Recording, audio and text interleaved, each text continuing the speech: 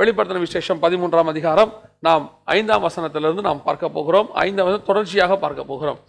இந்த உலகத்தை anti கிரைஸ்டுடைய government, அந்தி கிறிஸ்துடைய அரசாங்கம் பிடிக்க போகிறது. பிடித்து 7 ஆண்டு காலம் அவர்கள் ஆளுகை செய்வார்கள் என்று வேதம் சொல்லுகிறது. அதில் 5வது வசனத்தில் 42 மாதம் அளவும் யுத்தம் பண்ணும்படி அவனுக்கு அதிகாரம் கொடுக்கப்பட்டது அப்படின்னு இருக்கு. ஃபர்ஸ்ட் 42 மாதம் அவங்க என்ன செய்கிறாங்க? யுத்தம் பண்ணுறாங்க. யுத்தம் பண்ணி உலகத்தை தங்கள் கண்ட்ரோல் கீழே கொண்டு வராங்க. அதுலேயும் 7வது வசனத்தில் மேலும் பரிசுத்தவான்களோட யுத்தம் பண்ணி அவர்களை ஜெயிக்கும்படி அதற்கு அதிகாரம் கொடுக்கப்பட்டதும் அல்லாமல் ஒவ்வொரு கோத்திரத்தின் மேலும் பாஷைக்காரர் மேலும் ஜாதிகள் மேலும் அதற்கு அதிகாரம் கொடுக்கப்பட்டது அப்படின்னு இருக்கு. இந்த யுத்தம் பண்ணி முழு உலகத்தையும் தங்கள் கண்ட்ரோல் கீழே கொண்டு வருவார் என்று சொல்லப்பட்டிருக்கிறது.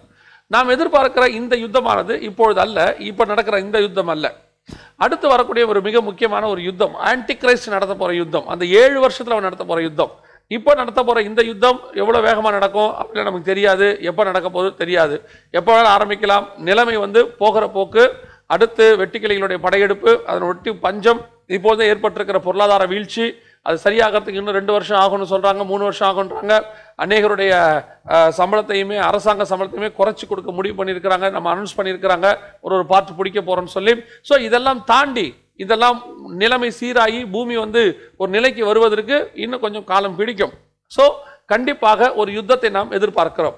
இந்த யுத்தத்தை நான் சொல்லவில்லை. இந்த யுத்தம் என்னன்னு கேட்டீங்கன்னா, அந்த 7 வருஷத்துல முதல் 3 வருஷம், ஃபர்ஸ்ட் 3.5 இயர்ஸ், இந்த யுத்தம் தான் மிக முக்கியமான ஒரு யுத்தம். முழு உலகத்தையும் தன் கண்ட்ரோல் கீழே கொண்டு வருகிற யுத்தம். அவன் என்ன செய்ய போறானா, சகல ஜனங்களையும் யுத்தத்தின் மூலமாய் கொண்டு வருவான். எப்படி நடக்க போகிறது என்னன்னு சொல்லி கேட்டீங்கன்னா, இப்போ ஒரு நியூ வேர்ல்டு ஆர்டரை ஃபார்ம் பண்ண சொல்லியிருக்காங்க இல்லையா, யூரோப்பியன் யூனியன் தலைமையில். இந்த யூரோப்பியன் யூனியன் தலைமையில் நியூ வேர்ல்டு ஆர்டரை ஃபார்ம் பண்ணுறாங்கன்னு வச்சுக்கோங்களேன். நான் சொல்றது ஒரு உதாரணம், நமக்கு தெரியாது. ஒருவேளை அடுத்த யுத்தம் ஒன்று வரும்போது அதில் சூப்பர் பவராக யூரோப்பியன் யூனியன் உருவெடுக்கும். உருவெடுத்த பிறகு அவர்கள் ஒரு வரைவை, உலகம் முழுவதும் ஒரே வரைவை அவர்கள் செயல் திட்டத்தை கொண்டு வரப்போகிறார்கள். ஒன் வேர்ல்டு கவர்மெண்ட், அதாவது நம்ம ஒன் வேர்ல்டு கவர்மெண்ட் என்று சொல்றோம். புதிய உலக பின்னணி, ஒழுங்கு பின்னணி அப்படின்லாம் சொல்லுவாங்க. அதற்கு ஆங்கிலத்தில் ஒரே வேர்ல்டு, நியூ வேர்ல்டு ஆர்டர் அப்படின்னு சொல்லிடுவாங்க. ஸோ இந்த ஒன் வேர்ல்டுக்கு அவங்க இப்பவே வரைவு சரி. அந்த தானியேல் புஸ்தகம் 9ஆம் அதிகாரம் 27வது வசனத்துல அவர் 1 வாரம் அளவும் அநேகருக்கு உடன்படிக்கை உறுதிப்படுத்தி அந்த வாரம் பாதி சென்ற பின்பு அப்படின்னு இருக்கு. அப்படின்னா என்ன அர்த்தம்? 7 நாள், ஒரு வாரம்னா 7 நாள்னா 7 வருஷம். எசேக்கியேல் புஸ்தகத்தின்படி, அந்த எசேக்கியேல் புஸ்தகத்துல ஒவ்வொரு வருஷமும் ஒரு நாளாக கணக்கிடப்பட வேண்டும் என்று வேதம் சொல்லுகிறது. அதன்படி இப்போ இந்த இடத்துல நீங்க பாத்தீங்கன்னு சொன்னா 7 வருஷம் ஆகும். 7 வருஷத்துல முதல் 3 வருஷம் அந்த உடன்படிக்கை இருக்கும். எல்லோரோட கூட உடன்படிக்கை இருக்கிற அந்த உடன்படிக்கை முதல் 3 வருஷம் இருக்கும். இந்த 3 வருஷம் தான் அந்த யுத்தம் பண்ற 3 வருஷம். அவர் என்ன பண்ணுவாப்ல, எல்லாரோட கூட உடன்படிக்கை ஏற்படுத்துவார்.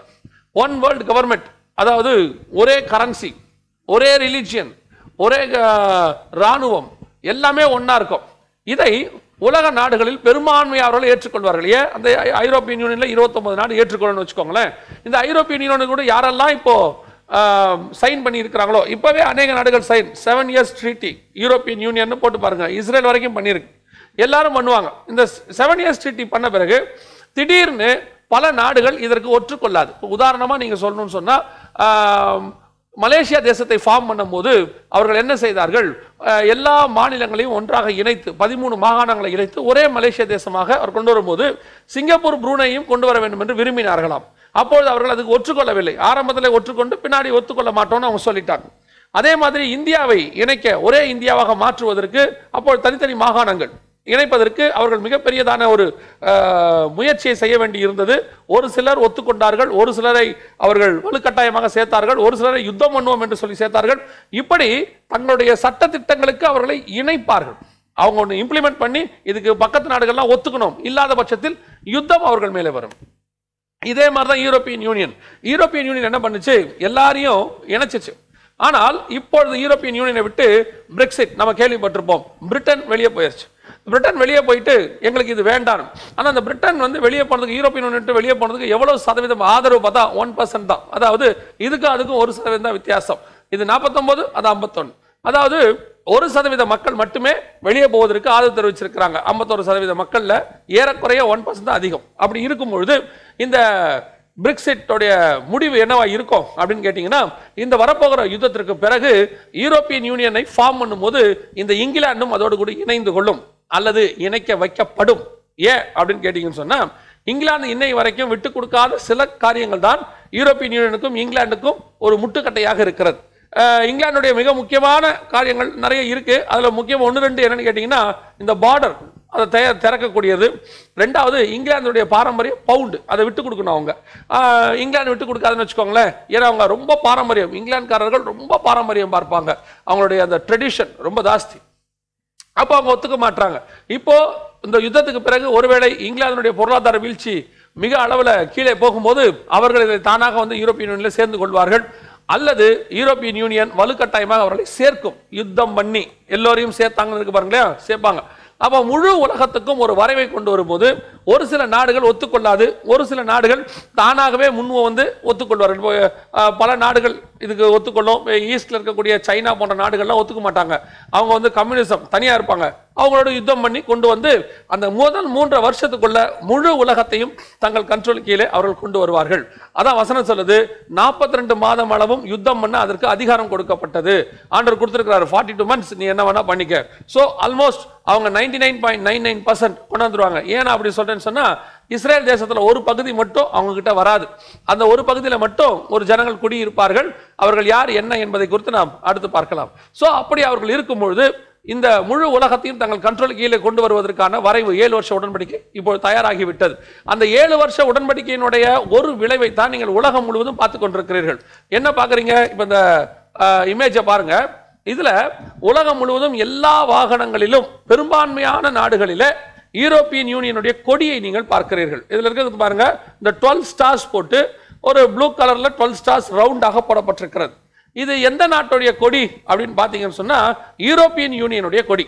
யூரோப்பியன் யூனியனுடைய கொடி ஏன் இந்த நாடுகள்லாம் இருக்கு? ஒருவேளை யூரோப்பாக்குள்ள இருக்கிற நாடுகள்ல வேணா அவங்க வச்சுக்கலாம். ஏன்னு சொன்னா அது ஒருங்கிணைந்த ஐரோப்பியன் யூனியன், அதனால அவங்க வச்சிருக்கலாம்னு வச்சுக்கோங்களேன்.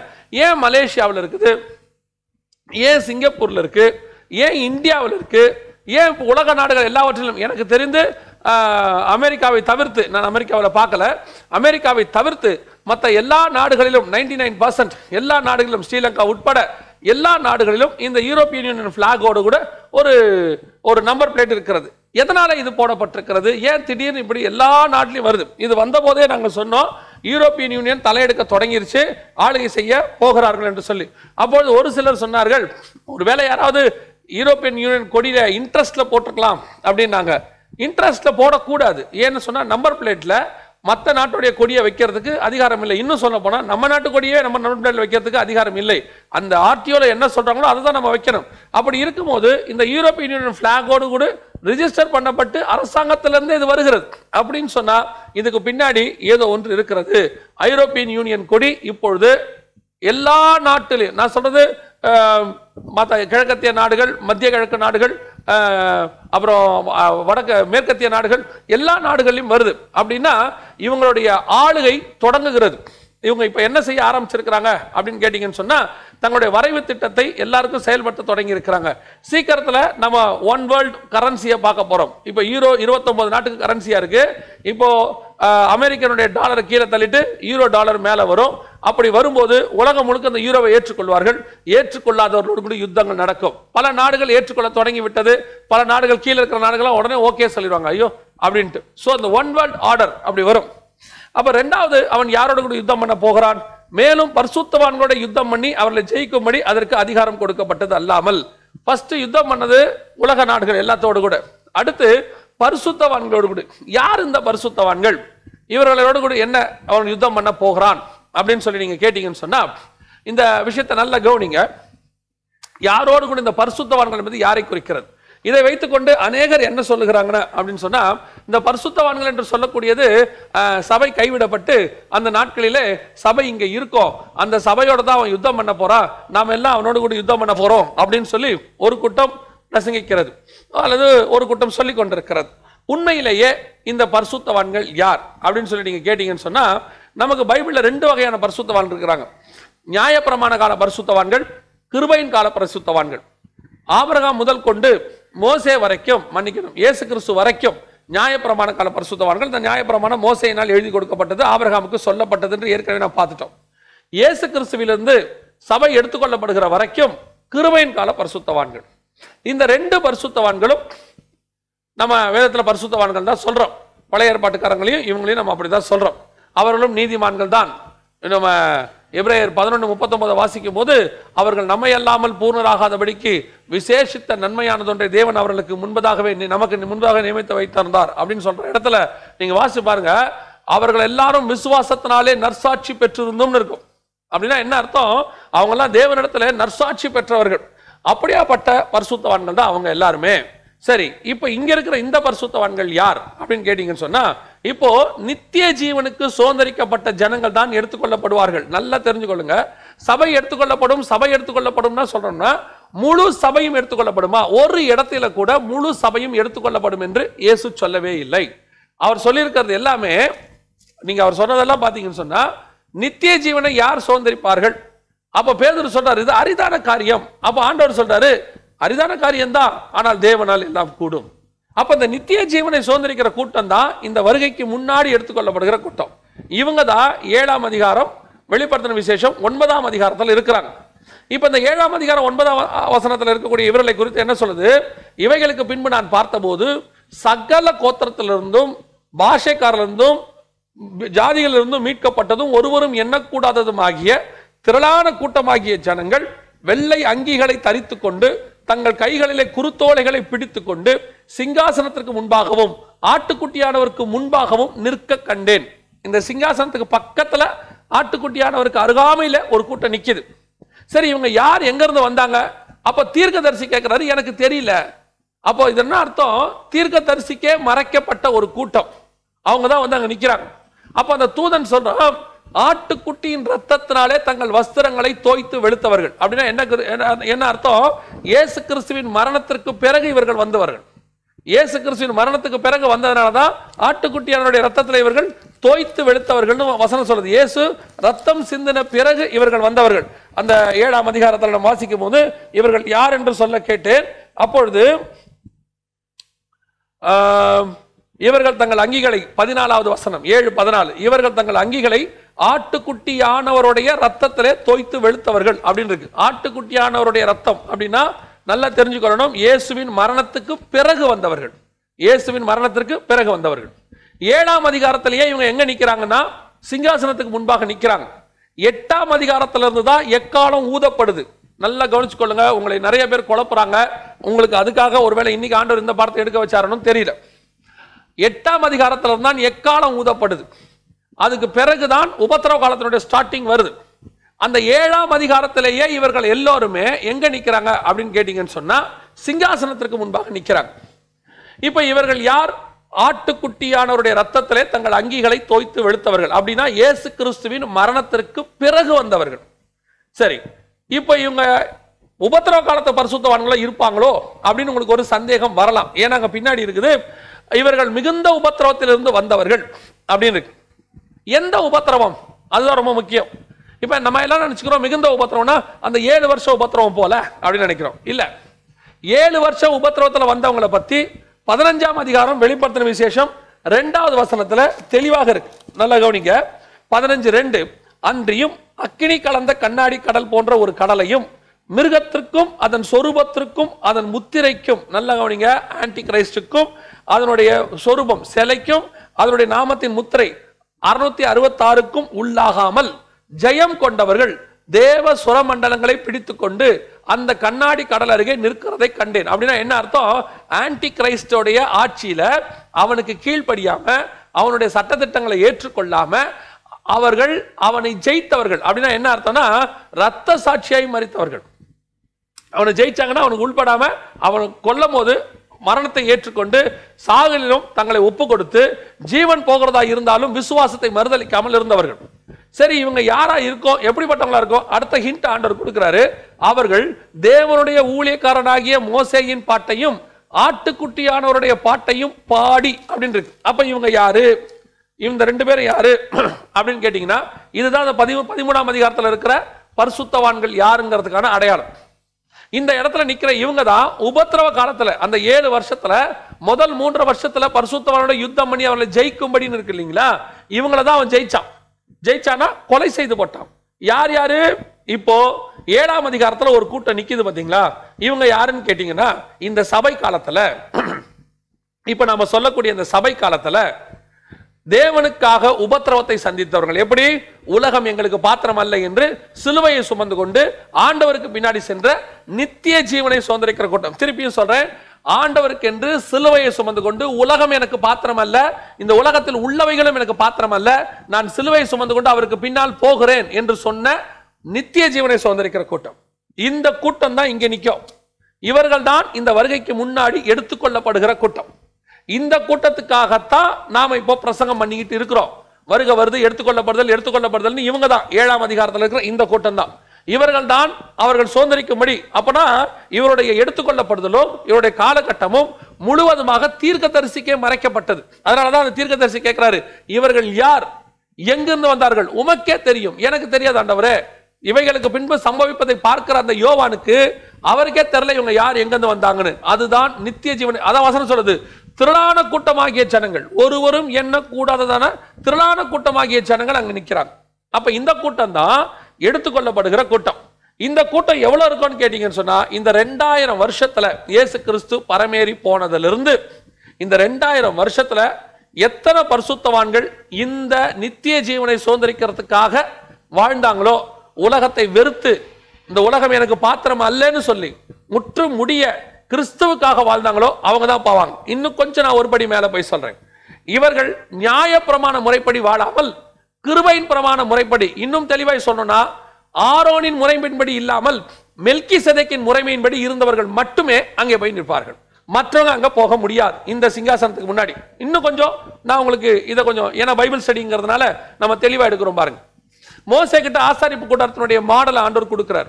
மோசே கிட்ட ஆசாரிப்பு கூடாரத்தினுடைய மாடலை கொடுக்கும்போது அவர் தெளிவா ஒரு வார்த்தை சொல்றாரு, மலையிலே நான் உனக்கு காண்பித்த மாதிரியின்படியே நீ கட்டுவதற்கு எச்சரிக்கையாயிரு அப்படின்னு சொல்றாரு. ஏன் அந்த வார்த்தையை சொல்லணும்? மோசே ஒரு பெரிய இன்ஜினியர். அவர் கட்ட போறது ஒரு கூடாரம், ஒரு ஆசாரிப்பு கூடாரம், சைஸ்ல ரொம்ப சின்னதுதான். அதை ஏன் இவ்வளோ ஆண்டவர் வந்துட்டு எச்சரிக்கையாயிரு 2 தடவை 3 தடவை சொல்லணும் அப்படின்னு கேட்டீங்கன்னா, அந்த ஆசாரிப்பு கூடாரம் பரலோகத்தினுடைய மாடல். வெளிப்படுத்தின விசேஷம் 15ஆம் அதிகாரம் 5ஆம் வசனத்தை நீங்க வாசிச்சீங்கன்னா, பரலோகத்தில் சாட்சியின் கூடாரமாகிய ஆலயம் திறக்கப்பட்டதுன்னு இருக்கும். அங்க கூடாரம் தான் இருக்க போது. அதனுடைய மாடல் தான் இங்க காட்டினார். இந்த ஆசாரிப்பு கூடாரம் பலத்தினுடைய மாடல். ஒன்னு இயேசு கிறிஸ்துனுடைய மாடல். இயேசு கிறிஸ்துனுடைய மாடல் தான் பரலோகத்தினுடைய மாடல். ஏன்னா இயேசு தான் பரலோகத்தினுடைய மாடல். சகலமும் அவராலே அவருக்காக உண்டாக்கப்பட்டது. பரலோகமும் இயேசுவும் ஒரே மாடல், இயேசுவும் ஆசாரிப்பு கூடாரம் ஒரே மாடல். ஆசாரிப்பு கூடாரத்தை தியானிச்சா இயேசுவை தியானிக்கிறோம். இப்ப இயேசு கிறிஸ்துனுடைய சாயல்ல தான் சபை இருக்குது, நாம இருக்கிறோம். அப்ப நம்முடைய சரீரம் எல்லாமே இந்த ஆசாரிப்பு கூடாரத்தினுடைய மாடல். இந்த லிங்க் இருக்கும். அதனாலதான் மோசே கிட்ட அதை கட்டுறதுக்கு ரொம்ப கேர்ஃபுல்லா இருப்பா. நான் என்ன சொன்னா அதை அப்படி செய், ஏன்னா இது அப்படியே பரலோகத்தினுடைய இன்ச் பை இன்ச் இருக்கும். இதுல நீ உன்னுடைய மாம்சத்தை கலந்துடக்கூடாது, ஏன்னா பரலோகத்துல மாம்சம் கலக்காது. அப்போ அந்த ஆசாரிப்பு கூடாரத்துல 3 ஸ்டேஜ் இருக்கு. ஃபர்ஸ்ட் மகா பரிசுத்த ஸ்தலம், 2வது பரிசுத்த ஸ்தலம், 3வது பலிபீடம். இந்த 3 இடம் இருக்கு. இந்த 3 இடத்திலும் 3 ஜனங்க நிற்பாங்க. வெளியே ஜனங்கள் பலி செலுத்துவதற்காக நிற்பார்கள். அங்கே பலிபீடத்திலே மாம்சம் பலியிடப்படும். ஜனங்கள் அந்த பலிபீடத்துக்கிட்டே நிற்பார்கள். ஆசாரியன் வந்து அவர்களுக்காக பலி செலுத்துவார். அதை தாண்டி உள்ள வந்தா அங்கே ஒரு கூட்டம் நிற்கும். லேவியர் கூட்டமும் ஆசாரிய கூட்டமும் அங்க இருக்கும். அங்கே ஜனங்கள் அனுமதி கிடையாது. அந்த இடத்துல நீங்க பாத்தீங்கன்னு சொன்னா சமூகத்து அப்போ இருக்கும், மேஜர் இருக்கும், அங்கே வந்து இருக்கும். அங்கே மாம்சத்துக்கு இடம் கிடையாது. நல்லா தெரிஞ்சுக்கொள்ளுங்க. அங்கே இறைச்சி துண்டு எதுவுமே உள்ள வராது.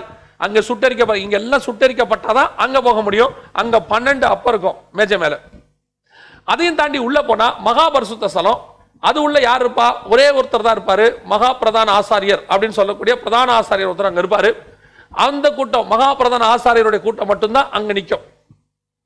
இந்த 3 இடத்துல 3 பேர் நிக்கிறாங்க. இதே தான் வெளிப்படுத்தின விசேஷம் நீங்க வாசிச்சு பாருங்க. பரலோகத்துடைய மாடல் அந்த மகா பரிசுத்த ஸ்தலம், அங்கதான் கிருபாசனம் இருக்கும். அங்கதான் அது சிங்காசனத்துக்கு அடையாளம். அந்த சிங்காசனத்துல ஒரு கூட்டம் நிக்குது. அடுத்து வெளிப்படுத்தல் 6, 9, 10 வாசிச்சு பாருங்க. பலிபீடத்துக்கிட்ட ஒரு கூட்டம் நிக்குது. வெளிப்படுத்தல் 15:2 இப்ப நம்ம வாசிச்சோம். இதை வாசிச்சு பாருங்க. அங்க கண்ணாடி கடல் அருகே ஒரு கூட்டம் நிக்குது. அதான் நீங்க சாலமோன் தேவாலயத்தில் பாத்தீங்கன்னா கடல் தொட்டி அப்படின்னு இருக்கும். சுத்திகரிப்பு செஞ்சுட்டு உள்ள போவாங்க. அப்ப இந்த 3 இடத்துலயும் 3 கூட்டம் நிக்குது. பரலோகத்துல இந்த 3 கூட்டம் இருக்கு. 15:2 ஒன்னு இருக்கு, 7:9 ஒன்னு இருக்கு, 6, 8, 9, 10 ஒன்னு இருக்கு. சாரி 6, 9, 10 இருக்கு. அப்ப இந்த கூட்டம், இந்த 3 கூட்டம் தான் இப்ப நம்ம சொல்லக்கூடியது. அதுல பிரதானமாக அந்த சிங்காசனத்துக்கு பக்கத்துல நிக்கிற கூட்டத்தை தான் நம்ம எடுத்துக்கொள்ளப்படுகிற கூட்டம்ன்றோம். உபத்திரவ காலத்துக்கு முன்னாடி 7ஆம் அதிகாரத்திலே அது அங்க நிக்குது. அந்த இடத்துக்கு அவர்கள் போவதற்கு சாதாரணமா போக முடியாது. இயேசு எப்படி அந்த மகா பரிசுத்த ஸ்தலத்துக்குள்ளே பிரவேசித்தாரோ அதே மாதிரி இருக்கிறவங்க தான் உள்ள போக முடியும். அதனால தான் பவுல் சொல்றாரு, என்னை நான் சிலுவையில் அறைந்திருக்கிறேன். ஏன்? இயேசு சிலுவையில் அறைந்து தன் சரீரம் என்கிற மாம்சத்தின் திரைச்சிலையை கிழித்து அதன் வழியாக உள்ளே பிரவேசித்தார். ஒரே தரம் உள்ளே பிரவேசித்தார். அதே மாதிரி தான் நாமளும் அந்த சரீரம் என்கிற திரைச்சிலை வழியாக உள்ளே நுழையணும். எல்லாரும் என்ன சொல்றாங்க? இயேசு தான் சிலுவையை சுமந்துட்டாரு, இதுக்கு பிறகு நாம என்ன சிலுவையை சுமக்க வேண்டியிருக்கு? இதுக்கு மேலதான் பாவம் என்பதே கிடையாது, ஒரு பாவமும் கிடையாது, இயேசு எல்லா பாவத்தையும் சுமந்துட்டாரு. இன்னும் ஒரு படி மேல போய் என்ன சொல்றாங்க? செய்த பாவம், செய்கிற பாவம், செய்ய போகிற பாவம் எல்லாவற்றுக்கும் இயேசுவின் ரத்தம் இருக்கிறது. ஏன்னா பாவம் மன்னிப்பு அட்வான்ஸ்ல பாவம் மன்னிப்பு கொடுத்து வச்சிருக்கிறார் ஆண்டவர். ஏப்பா நான் ரத்தம் சிந்திட்டேன், நீ என்ன செய்ய? இஷ்டப்படி பாவம் செய்ய, மன்னிக்கிறதுக்கு ரத்தம் இருக்குன்னா எப்படி இருக்கு யோசிச்சு பாருங்க. இயேசுக்கு அதாவது இது எல்லாமே வந்துட்டு வசனத்தை திரித்து பேசுதல். சரி, இப்ப நம்மளுடைய சப்ஜெக்ட்டுக்கு வந்துருவோம். அப்ப இந்த இடத்துல வசனம் என்ன தெளிவா சொல்லுது அப்ப நல்லா கவனிச்சீங்கன்னா, அந்த மகா பரிசுத்த ஸ்தலத்துக்குள்ள பிரவேசிக்கணும், சிங்காசனத்துக்கிட்ட போய் நீங்க நிக்கணும் அப்படின்னு சொன்னா, இவர்கள் மிகுந்த உபத்திரவத்திலிருந்து வந்தவர்கள். என்ன மிகுந்த உபத்திரவம்? சபையின் காலத்தை வாசிச்சு பாருங்க, 7 சபையின் காலத்தை பாருங்க, எல்லா சபையினுடைய காலத்திலும் பாருங்க உபத்திரவம் இருக்கும். உபத்திரவம் இல்லாத சபையே இருக்காது. உன்னை ஒப்பு கொடுப்பார்கள், அடிப்பார்கள், உதைப்பார்கள், மரண பரியந்த முனி உண்மை உள்ளவராய் இரு. சிமனா சபைக்கெல்லாம் எழுதும் போது ஆண்டவர் அப்படிதான் எழுதுறாரு. 6 சபைக்கு அதான் எழுதுறாரு. 7வது சபைக்கு ஆவிக்குரிய உபத்திரவம். அதாவது ஒன்னு ஸ்பிரிச்சுவல் உபத்திரவம், இல்லைன்னா உலக பிரகார உபத்திரவம், ஏதாவது ஒன்று சபைக்கு இருந்துகிட்டே இருக்கும். உபத்திரவம் இல்லாமல் சபை கிடையாது. உபத்திரவ காத்து நடுவே தான் இடுக்கனான வாசல் வழி தான் நம்ம பிரவேசிக்கணும். என்னை பின்பற்றி வரவன் சிலுவை எடுத்துக்கிட்டு தான் வரணும். இயேசு என்ன சொன்னாரு? உங்களுக்கு உலகத்தில் உபத்திரவம் உண்டுன்னு சொன்னாரா இல்லைன்னு சொன்னாரா? இன்னைக்கு நிறைய பேர் உலகத்தில் உபத்திரவம் இல்லைங்கிறான். உலகத்தில் உபத்திரவம் உண்டு, ஆனால் அந்த உபத்திரவம் உன்னை மேற்கொள்ளாது, நாம் தான் உபத்திரவத்தை மேற்கொள்ள போகிறோம். அதான் விஷயமே. இது ஒரு டெஸ்டிங் பீரியட். இந்த டெஸ்ட்டை நம்ம கிராஸ் பண்ணி வரும். மேபி ஸ்பிரிச்சுவல் உபத்திரவமா இருக்கும், அல்லது உலக பிரகாரம். இப்போ கம்யூனிஸ்ட் நாடுகள் எல்லாம் பாத்தீங்கன்னு சொன்னா அடி உத எல்லாம் இருக்கு, அவங்களுக்கு அந்த உபத்திரவம். அதே நேரத்தில் இப்ப அமெரிக்கா போன்ற நாடுகள்ல பாருங்க, ஸ்பிரிச்சுவல் உபத்திரவம் எல்லாம் ஃப்ரீ.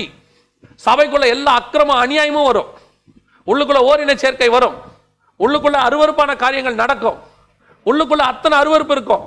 ஆனா இது ஸ்பிரிச்சுவல் உபத்திரவம். இதுக்கு நடுவுல மனம் பாதிக்கப்பட்டு ஐயோ இது என்ன தொடக்கூடாதுன்னு ஒருத்த காத்திருக்கிறான் பாத்தீங்களா, அதுதான் ஸ்பிரிச்சுவல் உபத்திரவம். எப்படி இருக்கும்? லோத்து சோதமுக்குள்ள இருந்த மாதிரி.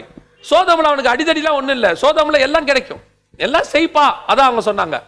நான் செய்ய மாட்டேங்கிறதா உபத்திரவம்.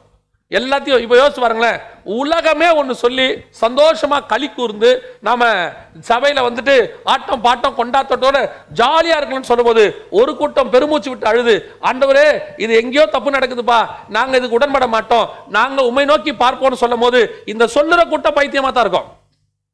உலகமே சீர்கேடிலும் கொடுமையிலும் நிறைஞ்சிருக்கும் போது ஒரே ஒருத்தன் பேழையை கட்டினா பாருங்களேன். அந்த பேழையை கட்டுறவட அன்னைக்கு என்ன சொல்லிச்சு உலகம்?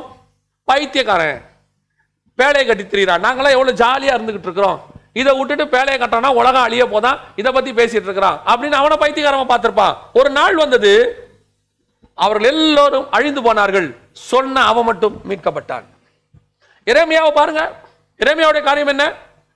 தேசம் அழிய போகிறது, கர்த்தருடைய ஆலயம் சிலோவை போலவும் எருசலேம் மண்மேடாகி போகும் சொல்லி 26ஆம் அதிகாரத்தில் சொல்றார். ஏன்? ஆலயத்துக்குள்ள அருவருப்பு. அந்த அருவருப்பை பார்த்துட்டு எரேமியா சொல்றாரு, தேசம் மண்மேடாகி எருசலேம் மண்மேடாகி போகும், கர்த்தருடைய ஆலயத்தின் பர்வதம் சிலோவை போல மாறும் சொல்றார். அன்னைக்கு எரேமியாவை பிடிச்சி தான் அடிச்சான், தூக்கி கிணத்துல போட்டான். ஒரு நாள் வந்தது, சொன்னபடியே நடந்தது. எரேமியாவினுடைய தீர்க்க தரிசனம் துல்லியமாய் நிறைவேறினது. அன்னைக்கு எரேமியா சொல்ற வரைக்கும் பைத்தியக்காரன். ஒரு நாள் வந்தது, எரேமியா மீட்கப்பட்டான், காப்பாற்றப்பட்டான். ஜனங்கள் எல்லாரும் நேபுகாத்நேச்சாரிடத்தில் அடிமைகளாக போனார்கள். எரேமியாவை கர்த்தர் பத்திரமாய் பாதுகாத்தார். எதுக்கு சொல்ல வரேன்? இந்த உபத்திரவம் என்பது என்ன? இன்னைக்கு சபைகள்ல உபத்திரவம் இருக்கு. எந்த உபத்திரவம்? ஒண்ணு உலக பிரகாரமான உபத்திரவம், இல்ல ஆவிக்குரிய உபத்திரவம். ஏதோ ஒன்று சபைக்கு உண்டு. இன்னைக்கு பல நாடுகள்ல உலக பிரகாரமான உபத்திரவம், அடிக்கிறான், உதைக்கிறான், சபையை உதைக்கிறான், போகக்கூடாது. இப்ப நார்த் இந்தியாலாம் எடுத்துக்கொள்ளுங்க, அங்க இருக்கிறவங்க என்ன உபத்திரவம், ஸ்டெயின்ஸ் எல்லாம் தீக்கிரையாக்கப்பட்டார், அது ஒரு வகையான உபத்திரவம். நீங்க அப்படியே போயிட்டு சவுத் இந்தியாவுக்கு வாங்க, ஆவிக்குரிய உபத்திரவம், உபதேசத்தினுடைய கள்ள உபதேசத்தினுடைய உச்சம், ஜனங்களை மோசம் போக்குற உபதேசங்கள், கடைசி காலத்துல உனக்கு ஒன்றும் ஆகாது, தைரியமா என்ன வேணாலும் செய், நீ செய்யற பாவத்தை இயேசு மன்னிச்சிருவார், இப்பயே தைரியமா செய். இது ஆவிக்குரிய உபத்திரவம். இந்த உபத்திரவத்துக்கு நடுவுல கடந்து வருகிறவர்கள், தங்களை கரைப்படுத்திக் கொள்ளாதவர்கள், உலகம் எங்களுக்கு பாத்திரம் இல்லை என்று சொன்னவர்கள், தங்களை வேறுபடுத்தி வாழ்ந்து கொண்டவர்கள். அதான் நான் திருப்பி திருப்பி சொல்வேன், வேறுபாடு உள்ள வாழ்க்கை ரொம்ப இம்பார்ட்டன்ட். யார் அந்த சிங்காசனத்தில் போய் நிற்க முடியும்? யார் அங்க கர்த்தருக்கு முன்பாக நிற்க முடியும்? வசனம் தெளிவா சொல்லுது, இவர்கள் எல்லாவற்றையும் விட்டு அவருக்கென்று வந்தவர்கள், சிலுவையை சுமந்தவர்கள், உலகம் எனக்கு பாத்திரம் இல்லை என்று சொன்னவர்கள், இவர்கள் தான் எடுத்துக்கொள்ளப்பட போகிறார்கள். அப்ப அந்த சிங்காசனத்துக்கிட்ட நிக்கிற இந்த கூட்டம் எடுத்துக்கொள்ளப்படுகிற கூட்டம். இதுக்கு அப்புறம் தாங்க உபத்திரமே ஆரம்பிக்குது. 8ஆம் அதிகாரத்துல தான் எக்காலமே ஊதுது. சிலர் சொல்றாங்க எக்காலம் ஊதும் போது தான் கடைசி எக்காலம் போது நடக்கும். இது யாருன்னு உங்களுக்கு சொல்றேன். இதுக்கு முன்னாடி நித்திய ஜீவனை சுதந்திரிக்கிற கூட்டம் ஒன்று இருக்கு. நித்திய ஜீவனை சுதந்திரிக்கிறதுக்குன்னு ஒரு கூட்டத்தை கத்தர் வச்சிருக்கிறாரு. இந்த கூட்டம் சபைகள்ல கொஞ்சமா தான் இருக்கும். கடைசி கால சபைகள்ல கொஞ்சமா தான் இருக்கும், கொஞ்சம் கொஞ்சமா. இப்போ நமக்கு முன்னாடி உள்ள காலகட்டத்தில் அது அதிகமா இருந்துச்சு. முதல் நூற்றாண்டுல 100% அவங்க தான் இருந்தாங்க. யாரு? இந்த நித்திய ஜீவனை சுதந்திரிக்கிற கூட்டம். அவங்க எல்லாவற்றையும் வித்து அப்போஸ்தலர் பாதத்தில் வைத்து ஒரு பங்கு கூட வச்சுக்க மாட்டாங்களாம். ஒரு பங்கு வச்சவங்க கூட செத்தான். எல்லாத்தையும் வித்து கொடுத்துட்டு தரித்திரருக்கு கொடுத்துட்டாங்க. அங்கேயே ஆரம்பிச்சிருச்சு. அப்போ அந்த காலத்துல சபைகள்லாம் அவங்க 100% இருந்தாங்க. ஒரே ஒரு அனனியா சப்பீராள், மற்றபடி எல்லாரும் ஒரு வாலி பர்னபா வந்து எல்லாத்தையும் வித்து பாத்திரத்தில் வைக்கிறார், மொத்தத்தையும் கொடுக்கிறார். எல்லாம் வித்து வித்து வித்து வித்து கொடுத்துட்டு இந்த உலகம் எனக்கு பாத்திரம் அல்லன்னு சொல்லி சிலுவையை சுமக்க தொடங்கினாங்க. இதுதான் அன்னைக்கு இருந்ததான நித்திய ஜீவன் கூட்டம். அப்படியே நாள் ஆக ஆக ஆக இந்த நித்திய ஜீவன் கூட்டம் கொஞ்சமும் இந்த உலகத்தை சுதந்திரிக்கிற கூட்டம் நிறைய மாறிச்சு. நல்ல உதாரணம் அதுக்கு என்னன்னு கேட்டீங்கன்னு சொன்னா, எபேசியருக்கு ஆண்டவர் எழுதும் போது, அந்த 2ஆம் அதிகாரத்தில் எபேச சபைக்கு எழுதும் போது ஆவியானவர் சொல்லும் போது சொல்றாரு, நான் வெறுக்கிற நிக்கோலாய் மதஸ்தாருடைய உபதேசத்தை நீயும் வெறுக்கிறாய் அப்படின்னு சொல்றாரு. அந்த இடத்துல ஆண்டவர், நான் வெறுக்கிற நிக்கோலாய் மதஸ்தாருடைய உபதேசத்தை நீயும் வெறுக்கிறாய். ஆனா அடுத்து பெருகமுக்கு வரும்போது பாருங்க, உனக்குள்ளே நிக்கோலாய் மதஸ்தாருடைய உபதேசத்தை ஃபாலோ பண்றவங்க இருக்கிறாங்கன்னு சொல்றாரு. அப்படின்னா என்ன அர்த்தம்? ஆரம்பத்துல சபை பயங்கர ஸ்ட்ராங், கள்ள உபதேசங்களை உள்ள வர விடாம விட்டுச்சு. அப்புறம் தாண்டி தாண்டி தாண்டி கொஞ்சம் நாட்கள் ஆக ஆக உள்ளுக்குள்ள என்ன வருது? கள்ள உபதேசங்கள் உள்ள வருது. உள்ளே வந்து பிழையாமையின் உபதேசங்கள், ஏசபேல். அடுத்து தியேத்தரா சபைக்கு வரும்போது என்ன வந்துருச்சு? ஏசபேலின் உபதேசம் உள்ள வந்துருச்சு. கொஞ்சம் கொஞ்சமா சபைக்குள்ள வந்துருச்சு. ஆரம்பத்தில் தடுக்கப்பட்டது, பிற்பாடு உள்ளே வந்து விட்டு. அதே தான் இப்போ சொல்றேன். ஆரம்பத்தில் நித்திய ஜீவன் கூட்டம் 100%, 99.99, ஒரு அனனியா சப்பீராள், ஒரு யூதாஸ் காரியத்து, எல்லாம் ஒன்னொன்னு தான் இருந்துச்சு. ஆனா நாட்கள் ஆக ஆக என்னாச்சு? இந்த கூட்டமும் அந்த கூட்டமும் 99% குறைஞ்சு குறைஞ்சு குறைஞ்சு குறைஞ்சு இந்த கூட்டம் இன்க்ரீஸ் ஆக கடைசி காலத்தில் என்ன ஆயிருச்சு? 1% நித்திய ஜீவனை சுதந்திரிக்கிற கூட்டமும் 99% இந்த உலகத்தை சுதந்திரிக்கிற கூட்டமும் இருக்கு. இன்னைக்கு இருதயத்துக்குள்ள உலகம் இருக்கு, கண்ணில் உலகம் இருக்கு, சிந்தனையில உலகம் இருக்கு. எப்படியாவது உலகத்தை சுதந்திரிக்கணும், உலகத்தின் ராஜ்யத்தை சுதந்திரிக்கணும்னு சொல்லி ஆசை தான் சபைக்கு இருக்குது. இந்த கூட்டம் வருகை வரும்போது இந்த 99% வருகையில போகாது.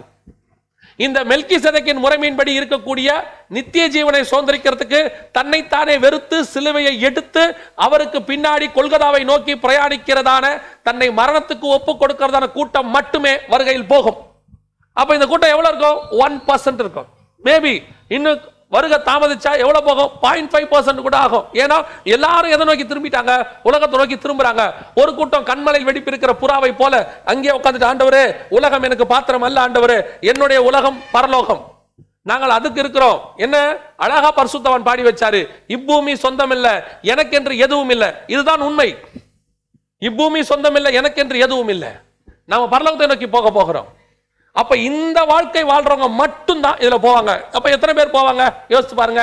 அன்னைக்கு நோவா காலத்துல நூத்துக்கணக்கான எத்தனை கோடி ஜனங்க இருந்திருப்பாங்க? 8 பேர் உள்ள போனாங்க. 8 பேர் போனாங்க.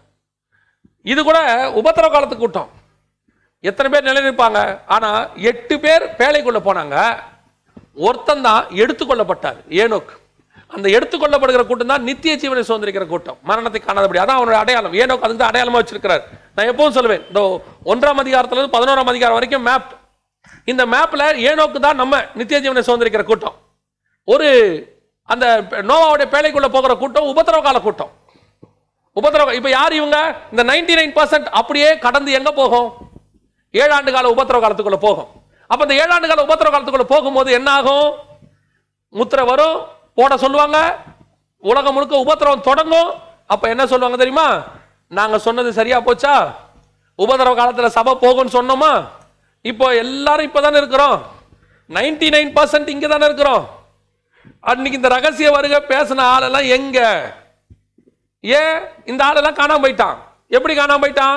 நடுவில் ஒரு டிசாஸ்டரோ அல்லது மிகப்பெரியதான ஒரு யுத்தமோ அல்லது மிகப்பெரிய ஒரு பேரழிவோ அல்லது ஒரு குளோபல் வார்மிங்கோ அல்லது சோலார் சுனாமியோ ஏதோ ஒன்று கிராஸ் ஆகும்.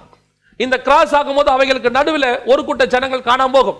உண்மையிலேயே ஜனங்க உலக பிரகாரமா அழிஞ்சு போவாங்க.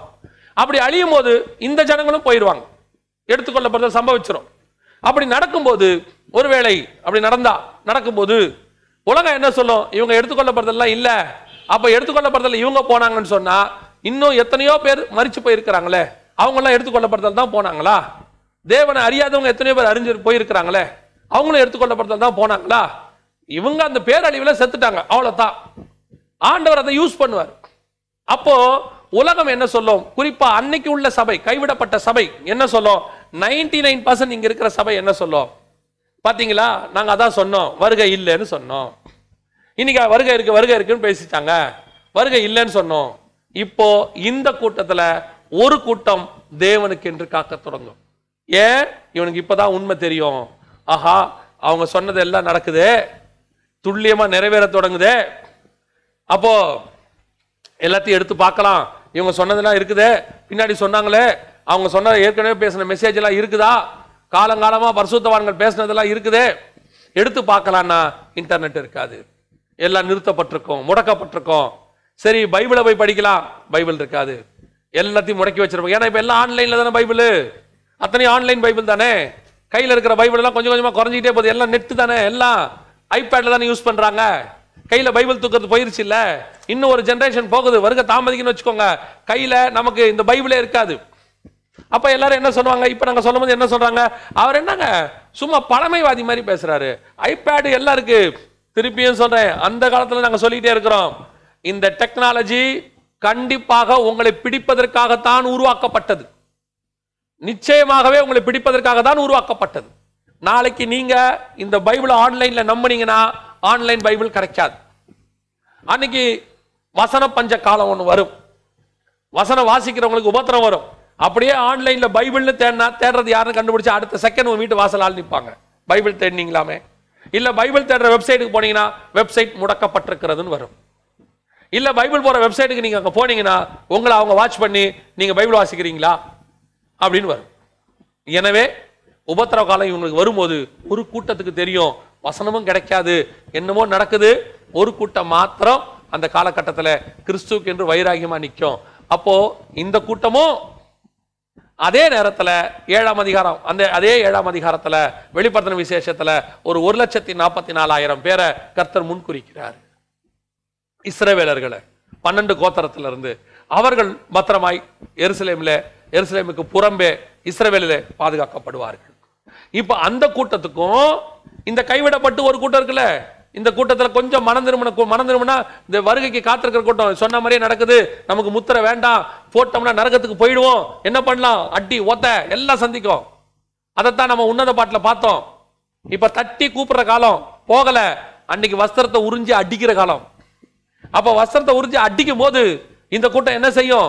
பரவாயில்ல, நாங்க எங்களுக்கு கேட்ட செய்தி மைண்ட்ல இருக்கு, கையில பைபிள் இல்ல, பரவாயில்ல, கேட்டது மைண்ட்ல இருக்கு. யாரு? ஆபிரகாம் மாதிரி. ஆபிரகாமுக்கு பைபிள் கையில இல்ல, மைண்ட்ல இருந்துச்சு. எங்களுக்கு கையில பைபிள் இருக்குது, மைண்ட்ல இருக்குது, நாங்க கிறிஸ்துவுக்கு காத்திருப்போன்னு ஒரு சிலர் உபத்திரம் வரும். அந்த உபத்திரவத்தை சந்திக்க தொடங்குவார்கள் இந்த 2 கூட்டம். அப்போ இவங்களுக்கு விரோதமாகத்தான் இவர்கள் அந்த காலத்துல தீவிரவாதிகளாக சித்தரிக்கப்படுவார்கள். ஏன் தீவிரவாதிகளை சித்தரிக்கப்படுவாங்க?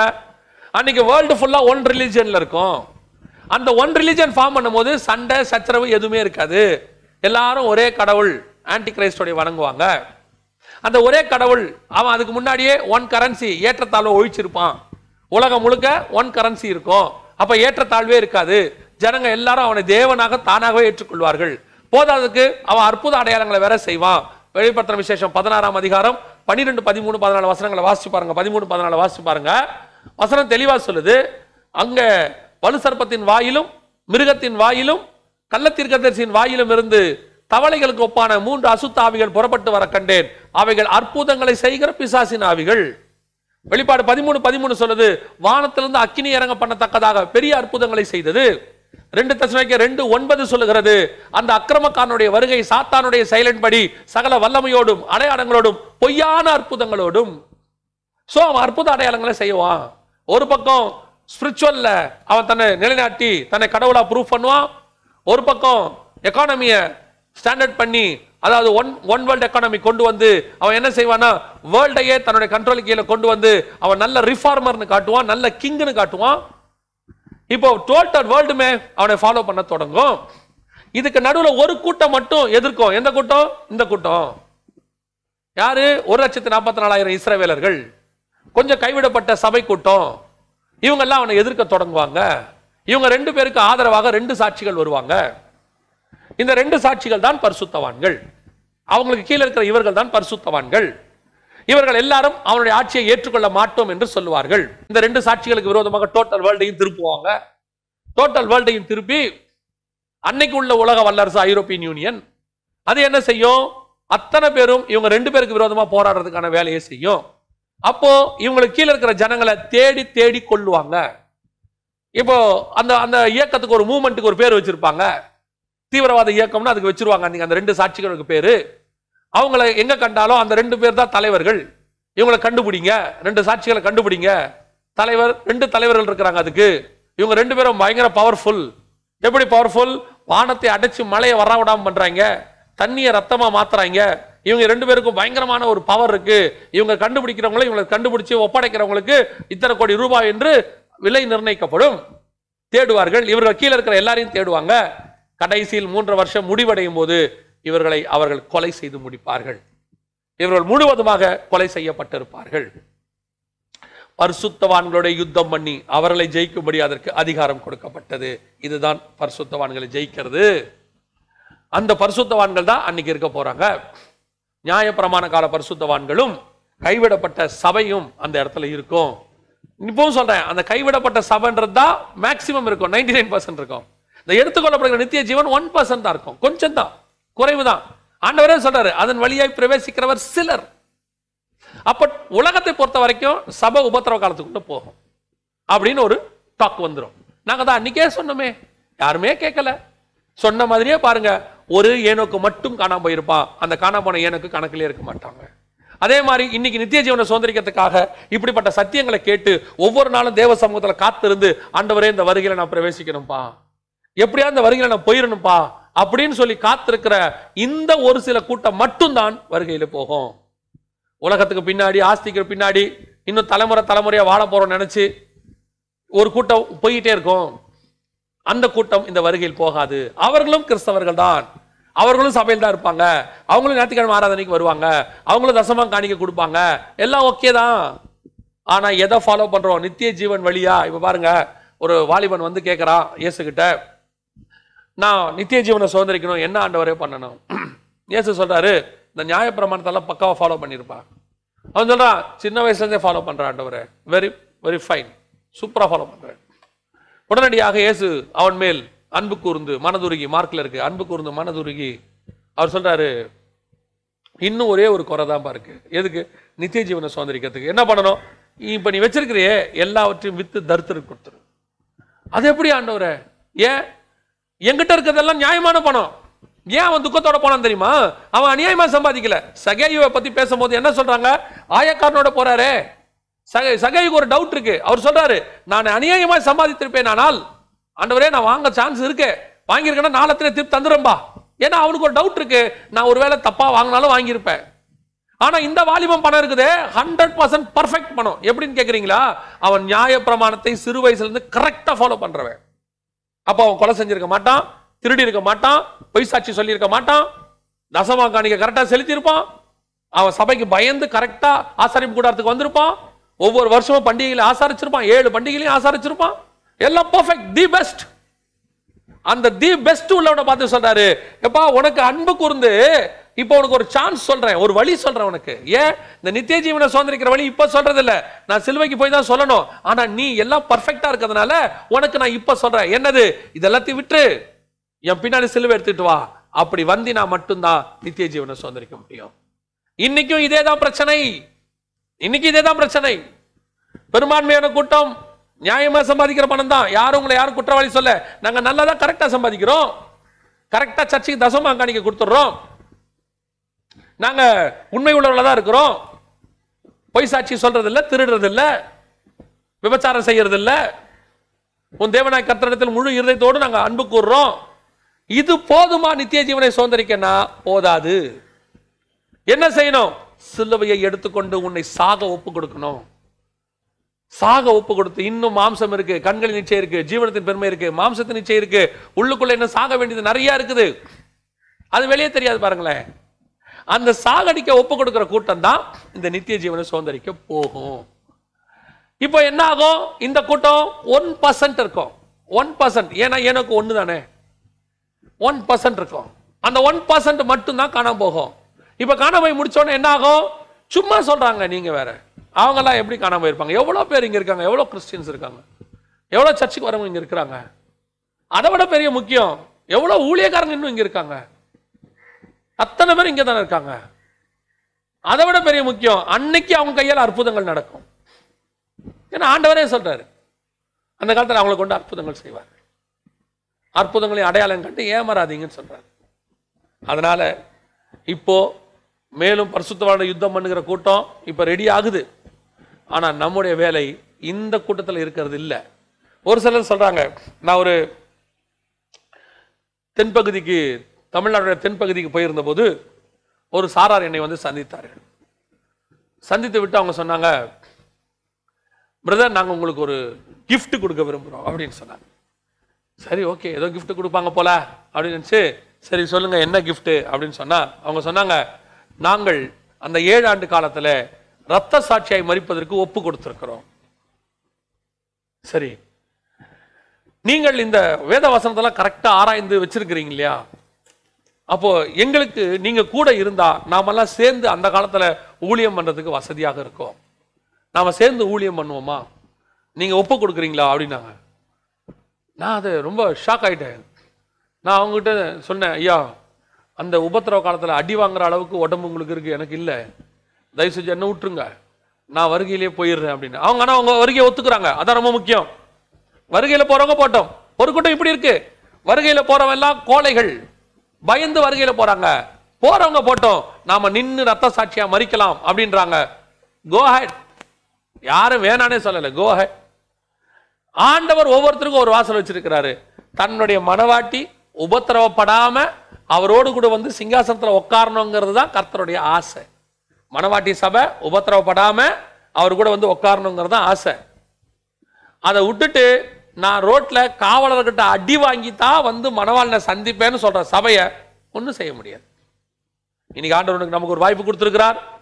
5-7 வசனம் வரைக்கும் பார்த்திருக்கிறோம்.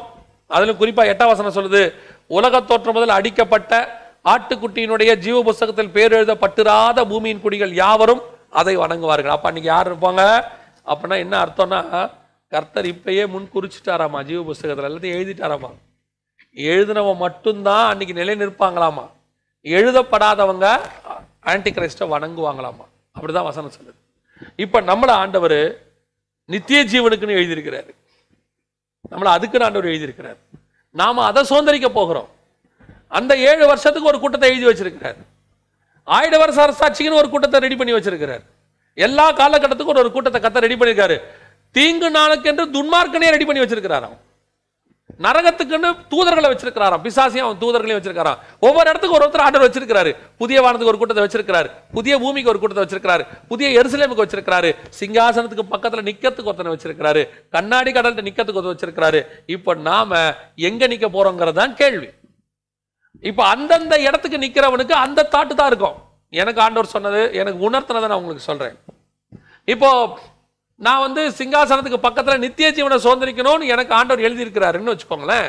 எனக்கு அந்த தாட்டு தான் இருக்கும். அதை நோக்கி தான் என்ன நடத்துவாரு. நான் அதை பத்தி தான் போவேன். இப்போ அந்த தாட் இல்லாம கண்ணாடி கடல்கிட்ட நிக்கிற ஒருத்தர் இருக்கிறான்னு வச்சுக்கோங்களேன், அவர் அதுக்குன்னு செலக்ட் பண்ணிருக்கிறாருன்னு வச்சுக்கோங்களேன், அவருக்கு நான் என்ன சொன்னாலும் புரியாது, நான் என்ன சொன்னாலும் ஏறாது. ஏன்னா அவர் தாட் அதுக்கு தான் இருக்கு. அவர் லைஃப் ஸ்டைல் அப்படித்தான் அவர் வச்சிருக்கிறாரு. அந்த லைஃப் ஸ்டைல போய் இல்லைங்க வாங்க நம்ம நித்திய ஜீவனை சுதந்திரிக்கணும் அவர் வரமாட்டார். தேமா பிரபஞ்சத்தின் மேல் ஆசை வைத்து என்னை விட்டு ஓடி போனான்ற மாதிரி போயிடுவார். ஒரு கூட்டம் தான் கர்த்தர் நியமித்த கூட்டம். அந்த கூட்டத்தை யாரும் மாற்ற முடியாது. அந்த கூட்டத்தில் தான் கர்த்தர் உங்களையும் என்னையும் வச்சிருக்கிறார். அதனால தான் இந்த சத்தியம் உங்களுக்கு கிடைக்குது. அதனால தான் இந்த சத்தியம் எனக்கு தெரியுது. நமக்கு இந்த சத்தியத்தை ஆவியானவர் வெளிப்படுத்துகிறார். எதற்காக? நித்திய ஜீவனை சுதந்தரிப்பதற்காக. சோ பரிசுத்தவான்களோட யுத்தம் பண்ணி அந்த 7 வருஷத்துல யுத்தம் பண்ற கூட்டம் ரெடி. அந்த யுத்தம் பண்ண போகிற கூட்டத்தையும் கர்த்தர் ரெடி பண்ணி வச்சிருப்பாரு. அந்த 2 சாட்சிகள் அவரோடு கூட இருக்கிறது எல்லாம் ரெடியா ஆண்டவர் பக்காவா வச்சிருக்கிறார். இப்போ நாம நித்திய ஜீவனை சுதந்தரிக்கிற கூட்டம் கண்ணாடி கடலுக்கு இல்ல, அந்த சிங்காசனத்துக்கு முன்பாக நிற்கிற கூட்டம், கிருபாசனத்தினால கிட்டி நெருங்குற சேர கூட்டம் நீங்களும் நானுமாக இருக்க போகிறோம். இதுக்கு கண்டிப்பாக நல்ல கவனிங்க. கண்டிப்பாக இந்த உலகத்துல சந்தோஷமா வாழ்ந்து அப்படி தலைமுறை தலைமுறையா இருக்கலாங்கிறது ஒரு உபதேசம். இந்த உலகம் எனக்கு பாத்திரம் அல்ல, நான் சிலுவை எடுத்துக்கொண்டு அவருக்கு பின்னால் போகிறேன், என்னை அவர் நித்திய ஜீவனை சுதந்தரிக்க வைப்பார். இந்த உலகம் எனக்கு பாத்திரம் அல்ல, இப்பூமி எனக்கு சொந்தம் அல்ல, அப்படி சொல்ற ஒரு கூட்டமும் இருக்கு. இதில் நாம எந்த கூட்டத்தில் இருக்கிறோங்கிறத நம்ம தான் டிசைட் பண்ணணும். நான் எல்லாவற்றையும் விட்டு சிலுவை எடுத்து அவரோடு கூட நித்திய ஜீவனை சுதந்தரிக்க போகிறேன் என்று சொல்லுகிறவர்களாக இருப்பாரானால் நமக்குத்தான் ஆண்டவர் முதலாவதாக அந்த வாய்ப்பை கொடுக்கிறார். சிங்காசனத்துக்கு முன்பாக நிற்க வைக்க போகிறார். கர்த்தருக்கு சித்தமானால் நாம் அடுத்த வேதபாட வகுப்பிலிருந்து நாம் தொடர்ச்சியாக இந்த வசனங்களை நாம் படிக்க போகிறோம். நாம் யாவரும் கண்களை மூடுவோம். சர்வ வல்லமை உள்ள ஆண்டவரே, இந்த அருமையான நாட்களுக்காக உமக்கு ஸ்தோத்திரம். தேவனாகிய கர்த்தர் ஆண்டவரே எங்களை உட்கார வைத்து சொல்லிக் கொடுக்கிறதான இந்த சத்தியங்களுக்காக உமக்கு ஸ்தோத்திரம். ஞானிகளுக்கு மறைத்து பைத்தியங்களுக்கு வெளிப்படுத்தின இந்த சத்தியத்துக்காக உமக்கு ஸ்தோத்திரம். உம்முடைய ரத்தத்தாலே கழுவப்பட்டு அழைக்கப்பட்டு முன்குறிக்கப்பட்டு நீதிமான்களாக்கப்பட்டு இந்த சத்தியத்தை அறிந்து கொள்ளும்படி நீர் எங்களுக்கு தந்த தருணத்துக்காக உமக்கு ஸ்தோத்திரம். ஆண்டவரே, இந்த வசனத்தை பின்பற்றி முடிவு பரிந்து உமக்கு பின்பாக ஓட, நித்திய ஜீவனை சுதந்தரித்துக் கொள்ள, உலகம் எனக்கு பாத்திரம் அல்ல என்று சொல்ல கர்த்தர் எங்களுக்கு கிருபை பாராட்டுவீராக.